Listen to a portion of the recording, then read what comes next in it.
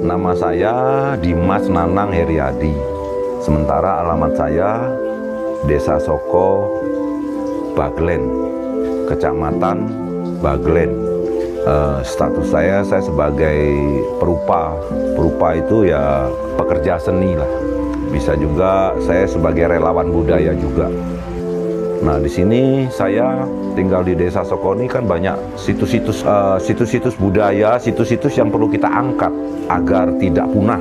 Yang mana hal tersebut bisa bermanfaat untuk kelak ya, untuk anak-anak kita jangan sampai tidak mengenal dengan sejarahnya.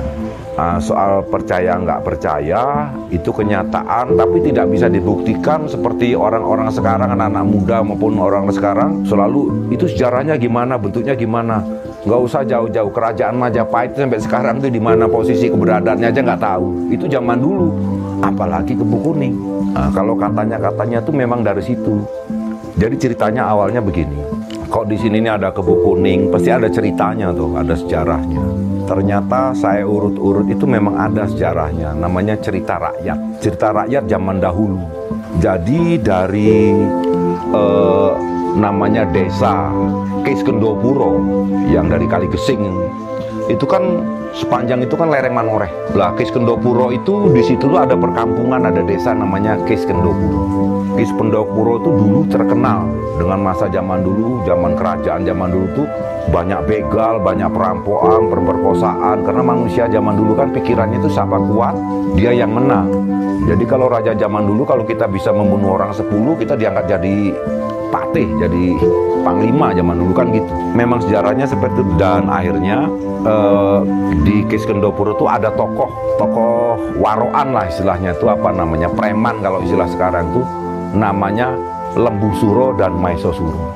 Lembu Suro dan Maeso Suro ini dia punya grup di sana. Maeso Suro punya grup sendiri, Lembu Suro punya grup sendiri. Lah mereka ini dalam ceritanya itu di zaman dahulu sering berantem. Lah di saat dia berantem itu dia sering bermusuhan dan dia wanti-wanti karena nggak ada menang nggak ada kalah. Besok 7 keturunanku tidak boleh nikah, tidak boleh bergaul dengan keluargamu. Nah, perjanjiannya seperti itu. Kenapa? Ya karena kita bermusuhan sampai berbuyutan, jangan sampai keluargaku ada yang menikah dengan keluargamu. Kan begitu ceritanya. Lah pada saat itu Maeso Suro dengan Lembu Suro itu musuh berbuyutan. Lah tapi di situ kan ada begal juga, ada namanya Ki Wonobrewo. Ki Wonobrewo itu sahabat dari Maeso Suro. Sahabat mereka, teman grup mereka lah dalam membuat kejahatan rampok segala macam judi.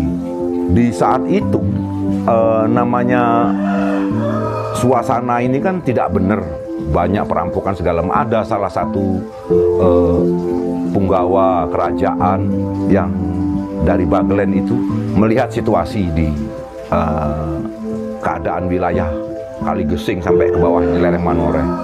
Dia melaporkan kepada raja saat itu, Raja Baglen ya. Entah itu siapa rajanya, saya nggak tahu, itu zaman Mataram kuno. Jadi di zaman dahulu kala dari Mataram kuno hingga sampai Selat Malaka, dari Bali sampai Selat Malaka itu dulu kerajaan itu dikuasai sama namanya Mataram kuno ya, belum ada Majapahit. Nah bahkan kerajaan Sriwijaya itu yang membangun Majapahit di zaman itu. Dulu namanya, kalau orang Belanda dalam buku saya itu mengatakan kerajaan Madang, bukan Madang Kamulan, kerajaan Madang aja. Karena di sini nggak aman, lah mereka dari kerajaan Baglen itu mengutuslah 2 satria. Lah 2 satria itu istilahnya utusan raja lah.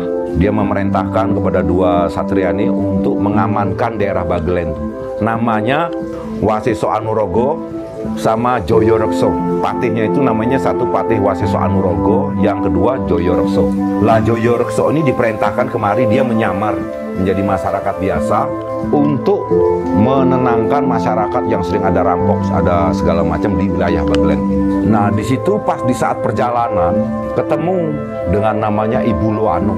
Ibu Luano itu dari Luano tuh nggak tahu, dari daerah Luano, entah di sana ada kerajaan, saya nggak tahu namanya, tuh Ibu Luano aja gitu. Lah Ibu Luano itu membawa putranya.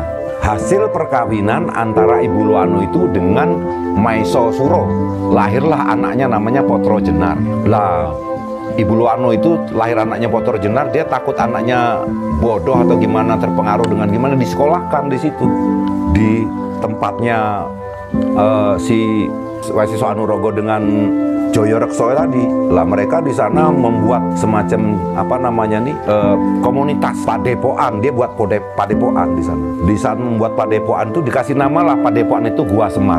Lah Gua Semar dulu untuk padepokan itu. Lah padepokan itu dibuat dengan alasan supaya masyarakat sana tuh bisa belajar. Lah sementara Waseso Anorogo itu mengajarkan dunia kepemimpinan, dunia keprajuritan. Lah sementara namanya si Joyorekso ini itu mengajarkan tentang pertanian.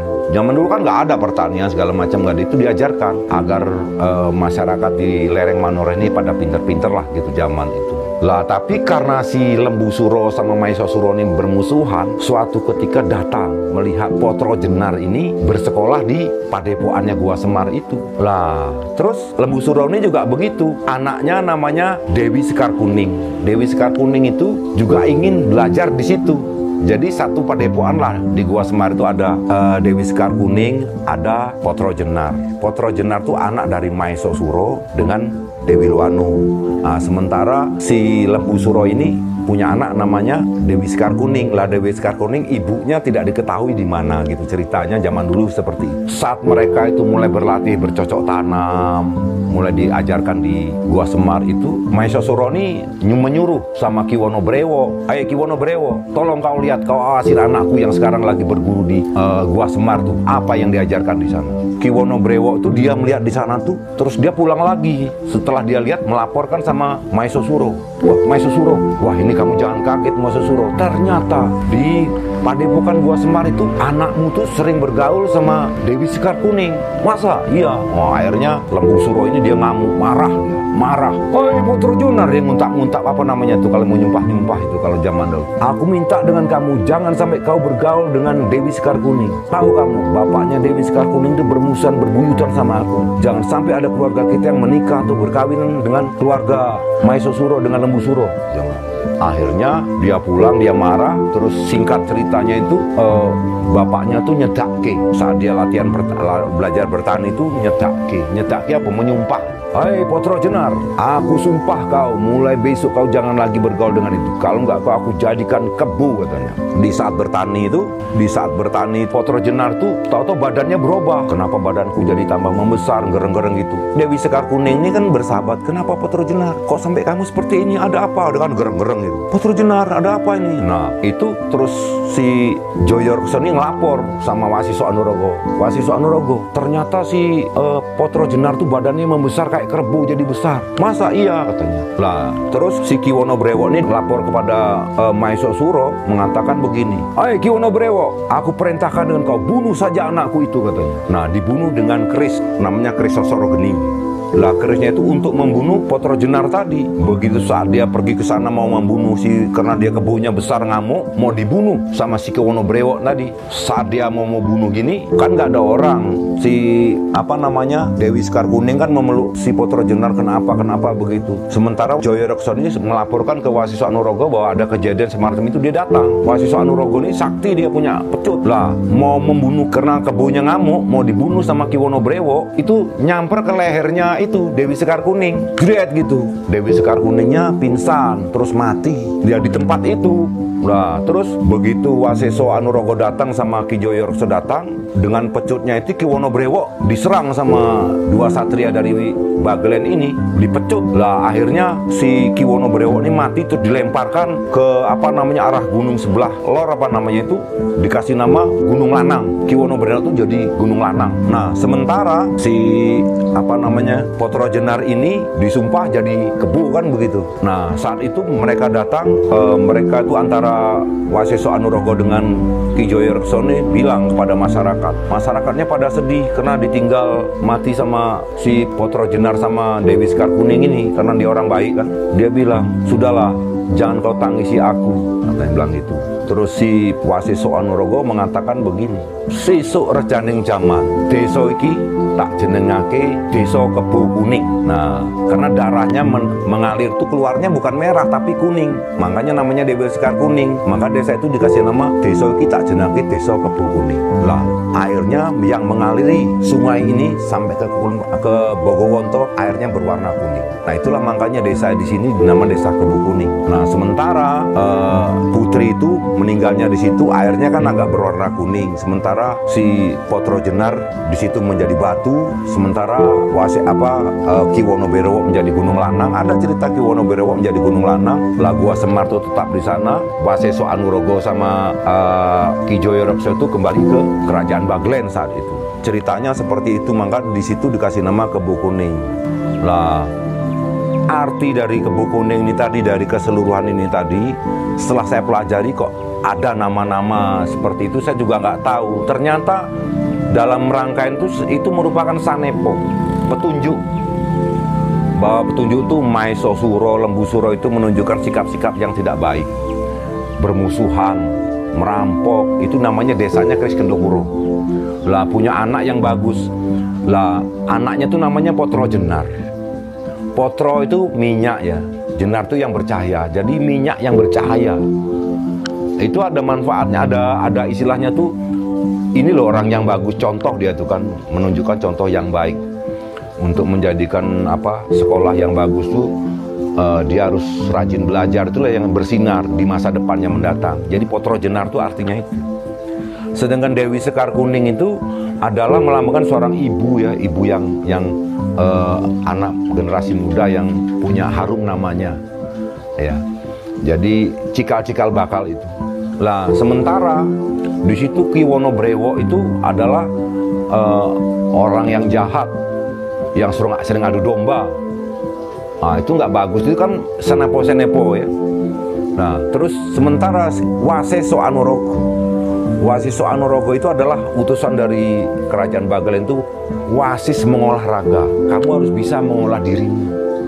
Nafsu segala macam itu kan, itu harus diolah dengan baik sehingga kamu bisa membawa diri. Itu tujuannya Waseso Anurogo itu, makanya dibuatlah di sana Padepokan Gua Semar. Lah, terus sementara si Joyorekso ini dia yang bagian melatih pertanian.